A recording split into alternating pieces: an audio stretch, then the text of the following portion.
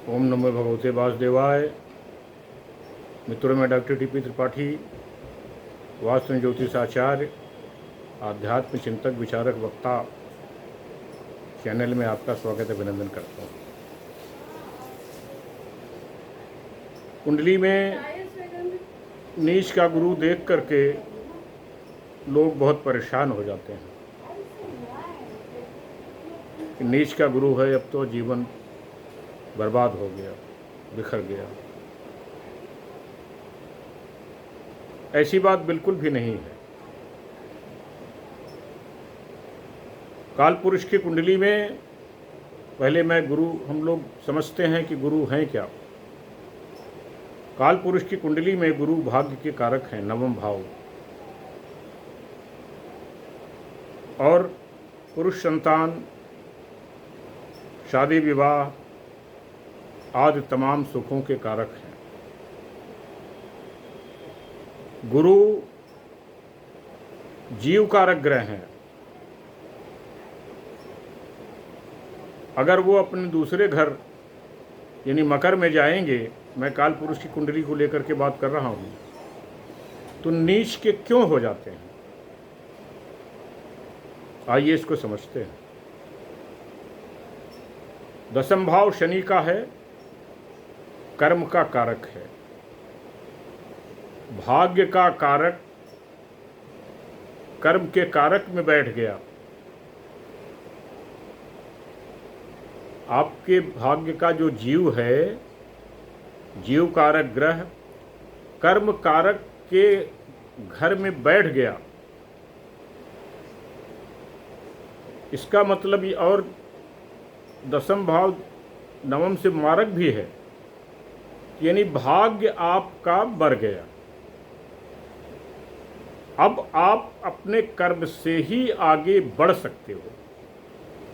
मकर लग्न के लोग बहुत मेहनती, बहुत धनी, बहुत होते हैं, लगे रहते हैं, सच बोलते हैं, पृथ्वी तत्व है, दृढ़ होते हैं।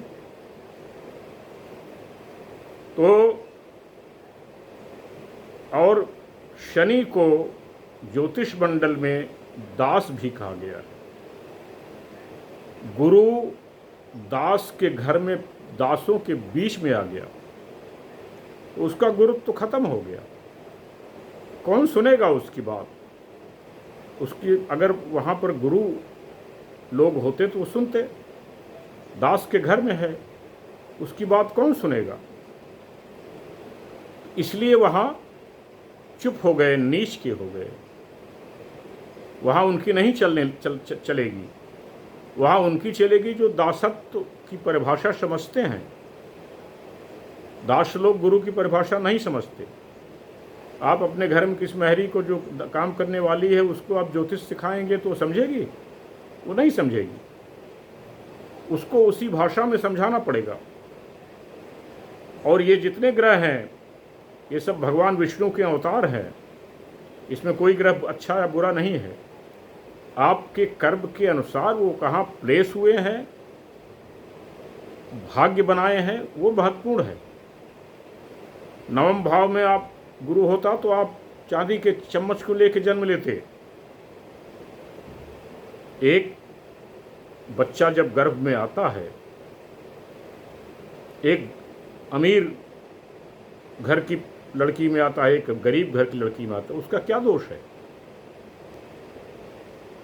अलग अलग अमीर घर की लड़की को अच्छा खाना मिलेगा, गरीब घर की लड़की को अच्छा खाना मिलेगा, लेकिन जो सॉलिड तत्व है उसमें वो दोनों को बराबर मिलता है। तो जो गरीब घर का लड़का होगा उसको बहुत मेहनत करनी पड़ेगी अपने जीवन में आगे बढ़ने के लिए। अमीर घर का लड़का चम्मच लेकर पैदा हुआ, सब कुछ प्राप्त है उसको। तो जब गुरु नीच के हो जाते हैं तो प्लेटर में आपको कुछ नहीं मिलेगा। आपको बड़ी कड़ी मेहनत करनी पड़ेगी। एक बात और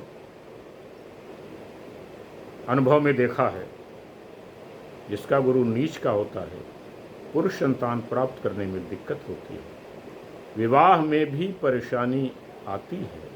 कभी कभी लोग अविवाहित हो जाते हैं, लेकिन स्त्री कन्या जो होती है वो बहुत अच्छी होती है, भाग्यवान होती है, शुभ होती है। आपके लिए वो काम करती है, बहुत मेहनत करती है, गुणी होती है, बड़े घर में जाती है, ये देखा गया है। तो नीच के गुरु से आप बिल्कुल जरा भी न घबराएं। हाँ, मेहनत आपको जरूर करनी पड़ेगी। रतन टाटा की कुंडली में गुरु नीच का है,